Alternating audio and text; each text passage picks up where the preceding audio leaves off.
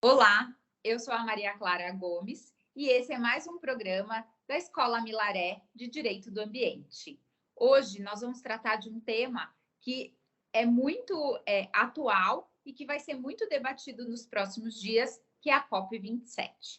E para tratar desse tema, nós vamos contar com a nossa advogada leading lawyer, a doutora Flávia Rocha Loure. Ela é a responsável pela pasta de Direito Internacional, Ambiental e Comparado do Escritório Milaré Advogados e vai debater um pouco aqui com a gente sobre a COP27. Flávia, o assunto já está sendo super tratado. Nós estamos falando da Conferência do Clima das Nações Unidas para discutir em âmbito global com representantes de todos os países, governantes, empresas, sociedade civil, mudanças climáticas e as medidas que podem ser implementadas justamente para evitar o aumento da temperatura global. Fala um pouco para nós, Flávia, assim, um panorama geral sobre as conferências do clima, né? Então, quais são a importância delas, desse debate para o planeta e o que nós podemos esperar de forma geral da COP27?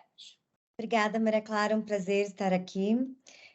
Bom, começando por dizer que a Conferência das Partes sobre a Convenção das Nações Unidas de Mudança Climática, da qual o Brasil é parte, ela é a principal reunião que acontece anualmente nesse tema e vem ocorrendo desde 94. Ela é o órgão central de decisão sobre a Convenção. E essa desse ano vem acontecendo num contexto geopolítico muito particular, que nós temos desastres relacionados à mudança climática ocorrendo, cada vez mais graves, ocorrendo no mundo inteiro. A guerra da Ucrânia, que levou a uma crise energética, e a Europa, a gente está vendo reabertura de termoelétricas. Ao mesmo tempo, num outro contexto, o grupo de trabalho entre os Estados Unidos e a China está suspenso. Então, os grandes emissores que vinham sendo campeões nesse tema, não se sabe muito bem o que esperar deles nesse contexto.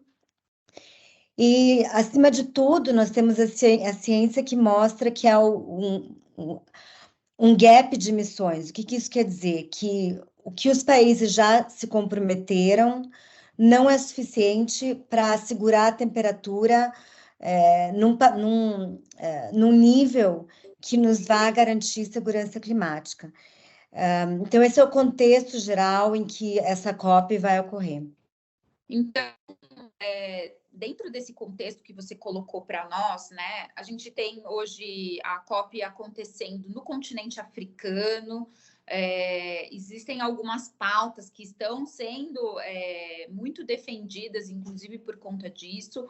O que nós podemos esperar dessa COP27? O que será discutido, tratado nessa COP27?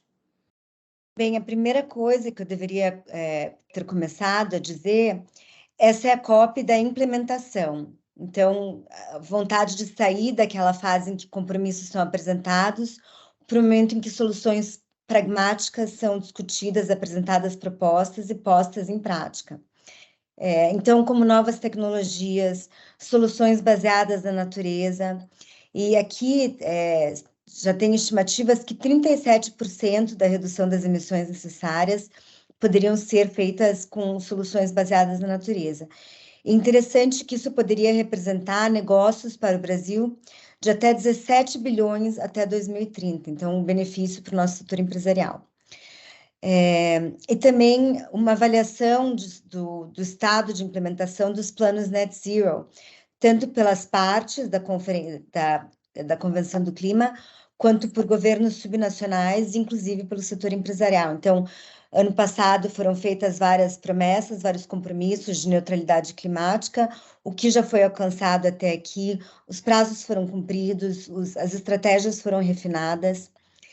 E nesse contexto de foco em implementação, os principais temas são mitigação, adaptação, perdas e danos, e finanças, que sempre é um tema que acaba gerando muita polêmica, né? Então, em termos de mitigação, o Pacto de Glasgow, que foi o principal resultado da COP do ano passado, convocou as partes que fortalecessem as suas promessas, os objetivos até 2030, então, como metade do caminho para a meta maior de neutralidade climática até 2050.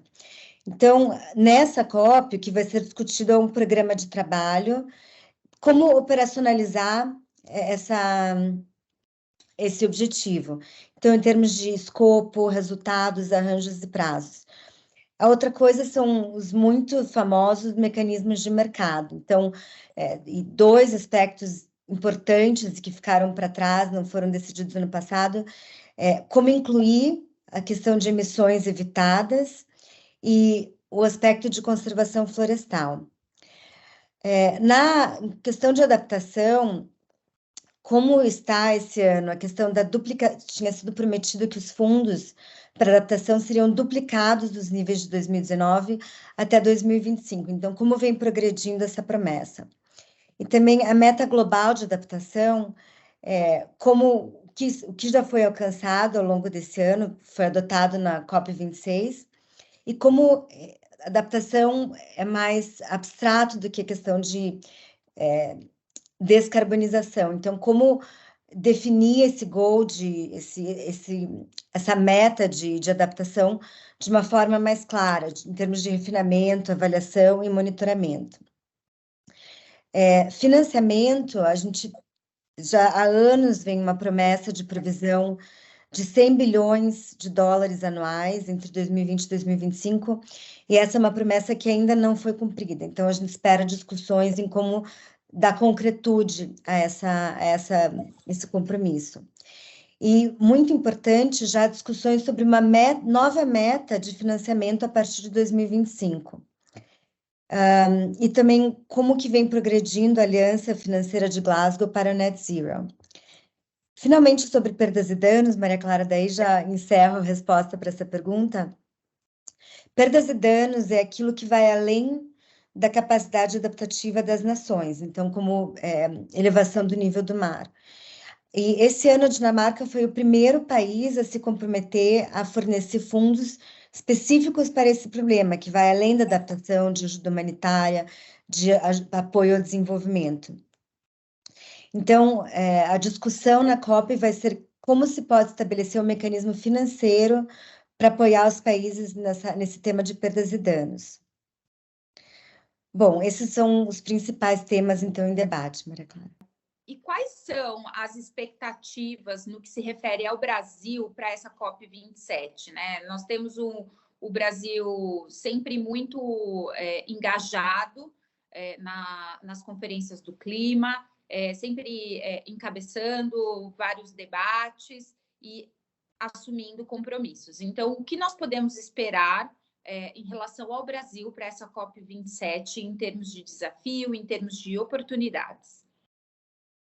Bem, Maria Clara, a gente tem que colocar a participação do Brasil no contexto do Global Stocktake, que é uma avaliação a cada 5 anos de como todos os objetivos do Acordo de Paris vêm sendo implementados. E quando eu digo os objetivos, os objetivos do Acordo de Paris, não apenas os compromissos das partes, que são os países, mas iniciativas multissetoriais, então, que combinam esforços dos países, das empresas, da sociedade civil. Então, basta lembrar que ano passado a gente teve, né, compromissos de redução de emissões de metano, eliminação do desmatamento, alinhamento do setor financeiro, e algumas dessas iniciativas o Brasil participou, outras não, mas é nesse contexto que a gente que eu vou situar a participação do Brasil. Bem, um foco muito importante que a gente viu nessas pré-discussões foi no potencial de produção custo-efetiva de baixo risco de energia limpa, então, principalmente eólicas, hidrogênio verde e o biometano, tanto para exportação quanto para atrair indústrias de outros países que venham se instalar aqui no Brasil e que tenham a possibilidade de implementar suas atividades com base em energia limpa que seria gerada aqui. Bom, como no Brasil as nossas maiores emissões são uso da terra, mudança de uso da terra e florestas, então, como todo ano, vai ser grande a pressão internacional para a gente conseguir mitigar o problema de desmatamento, né, que vem se agravando ao longo dos anos. Então, como uma resposta a isso, pelo menos com relação a emissões da agricultura, mas também uso de solo mais amplo, é o plano ABC+, né, que foi lançado esse ano e que trata desde recuperação de pastagens degradadas até florestas plantadas, fixação biológica do nitrogênio, então que, se implementado efetivamente, poderia contribuir para a redução das nossas emissões de forma significativa. E, finalmente, já que é uma COP de implementação, a gente não sabe se isso é o que o Brasil vai levar, mas isso é o que se espera, uma prestação de contas de compromissos assumidos anteriormente. Então, como a redução de emissões até 2030, especificamente sobre o metano, a promessa de neutralidade climática até 2050 e redução de desmatamento. Flávia, dentro de todas essas questões que você colocou agora para nós, do papel do Brasil, do que se espera, das potencialidades que o Brasil tem em termos de mercado de carbono, hidrogênio verde, nós temos hoje o empresariado, né, os CEOs das companhias participando ativamente das conferências do clima. O que você enxerga de oportunidades para o Brasil, para as empresas brasileiras, né, e empresas mundiais, em termos de conferência do clima, né? Então, o que vai vir da COP27 que na prática pode interferir, impactar no mundo corporativo, digamos assim, brasileiro? Bem, precisaria começar dizendo que cada vez mais a gente vê esse engajamento empresarial, e não só na COP em si, mas em todas as reuniões preparatórias, preparação de documentos, engajamento com o governo brasileiro também. Então, as empresas devem reafirmar os seus compromissos, né? A expectativa é que seja reafirmados, que elas reafirmem os seus compromissos feitos na COP do ano passado e fortaleçam também a sua campanha para demonstrar por que a presença delas nessa negociação é importante. Claro, a questão do mercado de carbono, né? A gente ainda é uma área que não foi suficientemente regulamentada no Brasil, então, é de interesse óbvio para as empresas, então deve haver também uma articulação com todos os atores interessados, com os países mais envolvidos e inclusive com a sociedade civil, para construção e para possibilitar a implementação efetiva de mercados de carbono, tanto no plano internacional como no nacional. Outra coisa que é evidente também, né? Crise energética, então discussões sobre segurança energética e a transição energética, que a gente costuma falar. Então, temas como eliminação do uso do carvão, relato, então, como que as empresas reportam a sua dependência, os seus riscos, e os seus impactos em questões de mudança climática. E também identificação de low-hanging fruits, né, que são aquelas soluções mais óbvias, de mais custo-efetivas, como apoio ao cumprimento do Acordo de Paris. E também muitas iniciativas, né, que a gente já vem acompanhando, e só para citar três aqui, o Movimento Empresarial pela Amazônia, então é uma iniciativa que reúne diversas empresas para tratar de questões de desmatamento, de bioeconomia, economia circular, porque manter a floresta em pé é de interesse do setor produtivo. E também outra iniciativa que eu acho interessante, Empresários pelo Clima, que justamente busca apoiar a regulação do mercado de carbono por aqui. E o CBEDS, em particular, vai lançar uma plataforma Net Zero, que vai buscar apoiar os seus membros nessa persecução no caminho que elas devem seguir para alcançar a meta de neutralidade climática. Bom, Flávia, então, eu vejo que nós temos muito a esperar dessa COP27, né? Vamos acompanhar né, de perto esse tema. E eu gostaria de pedir, então, que você fizesse assim, uma reflexão geral sobre a COP27, sobre as perspectivas, né, que nós temos para esse encontro, e já te convidar, já combinar aqui com você um próximo programa depois da COP27 para nós fazermos um balanço, né, dos resultados e como isso vai impactar aí na vida das empresas, das corporações e das instituições públicas, enfim, de que forma que a gente pode esperar aí um impacto dos resultados da COP para os próximos anos. Nas nossas vidas, né, Maria Clara? Porque isso é uma questão é uma crise tão grave que nós todos já sentimos no dia a dia, né? Essas questões, é uma preocupação que vai muito além do mundo empresarial e que que atinge a todos. Bom, em termos de expectativas, o que eu gostaria de ver, e imagino outros atores também, o que eu vi, que tenho acompanhado as notícias, os comentários. Então, bom, a primeira coisa é a reafirmação de um compromisso com os objetivos e a implementação concreta do Acordo de Paris e da Convenção sobre Mudança do Clima. E como que a gente vai ver esse compromisso?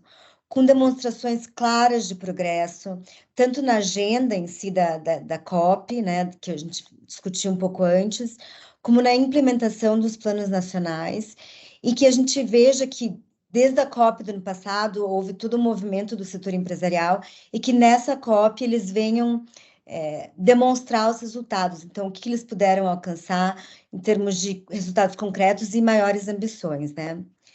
E também tudo isso para manter vivo o objetivo do Acordo de Paris de 1,5 grau Celsius até o final do século. Então, como que isso se realiza? Fechando o gap de emissões. Então, para que os compromissos dos países, das empresas, de todos os atores, sejam compatíveis com os objetivos do Acordo de Paris e não fiquem aquém como o que nós temos hoje. Também movimentos acelerados, né, que essas crises energéticas no mundo e essas dificuldades, né, um contexto, um geopolítico mais complicado, que eles também têm um efeito de acelerar investimentos em direção às energias renováveis e à autossuficiência energética, né? Também a mobilização efetiva do setor financeiro, porque só as partes dos países não têm condições de estar cobrindo todos os custos que estão envolvidos em mitigação, adaptação e perdas e danos. Então, a gente precisa um envolvimento muito forte do setor financeiro, do setor bancário.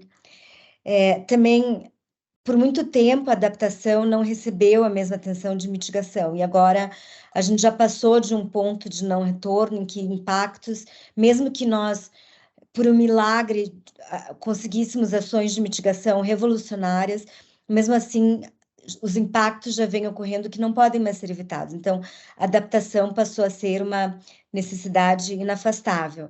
Então, precisa receber o mesmo grau de atenção de soluções de mitigação. E, finalmente, em dezembro, nós temos a COP de biodiversidade. E a gente sabe que são crises gêmeas, né? Mudanças climáticas e perda de biodiversidade. Por quê? Tanto porque as soluções de uma podem contribuir ou podem agravar a outra, como os próprios efeitos dessas crises têm reflexos recíprocos.